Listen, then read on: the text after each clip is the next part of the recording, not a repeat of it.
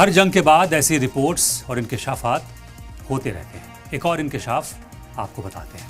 अमेरिकी president Donald Trump Iran के साथ दोबारा उलझने से क्यों बच रहे हैं, इसका पता अब जाकर चला है। कहा जा रहा है करीब 39 दिनों तक चली जंग में अमेरिका को जो नुकसान हुआ था, उसकी असल तस्वीरें अब दुनिया के सामने आने लगी हैं। अमेरिका के NBC न्यूज़ ने पहली बार तफसील से जानकारी दी है कि ईरान ने मिडल ईस्ट में अमेरिकी ठिकानों को कितना भारी नुकसान पहुंचाया है।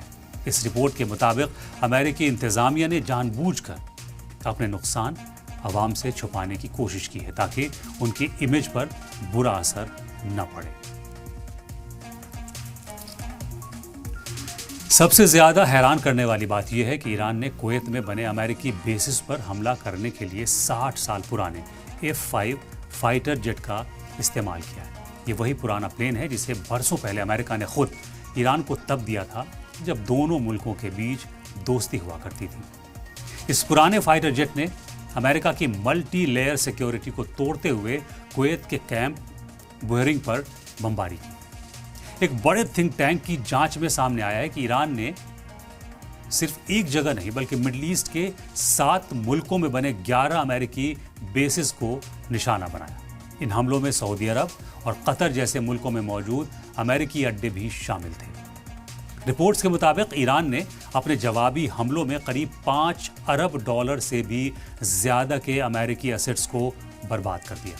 हालांकि पेंटागन ने ऑफिशियली सिर्फ 13 फौजियों की मौत और करीब 400 के जख्मी होने की बात कबूल की है, लेकिन अंदरूनी जराए बता रहे हैं कि असल तादाद इससे कहीं ज्यादा है।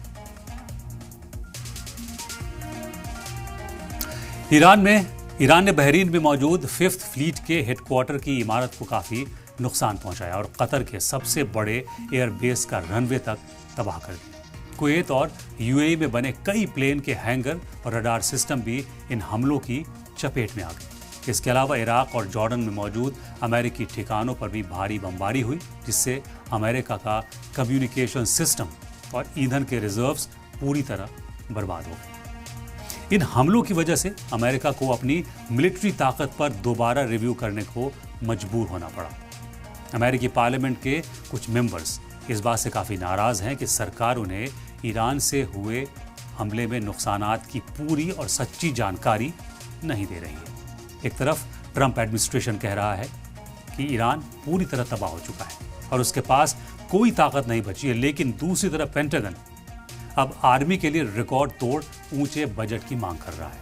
रिपब्लिकन पार्टी के कुछ लीडर्स का मानना है कि ट्रंप इंतजामिया इस सच को दबा रहा है कि ईरान ने उनके घर के पास ही कितनी बुरी तरह चोट पहुंचाई है।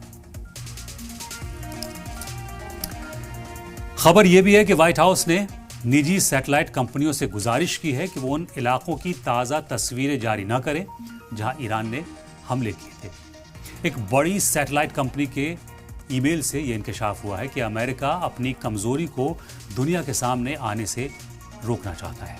वो नहीं चाहते कि लोगों को पता चले कि उनके सेफ और सिक्योर माने जाने वाले आर्मी बेसिस की हालत क्या हो गई है, ईरान ने उसका क्या हाल किया है।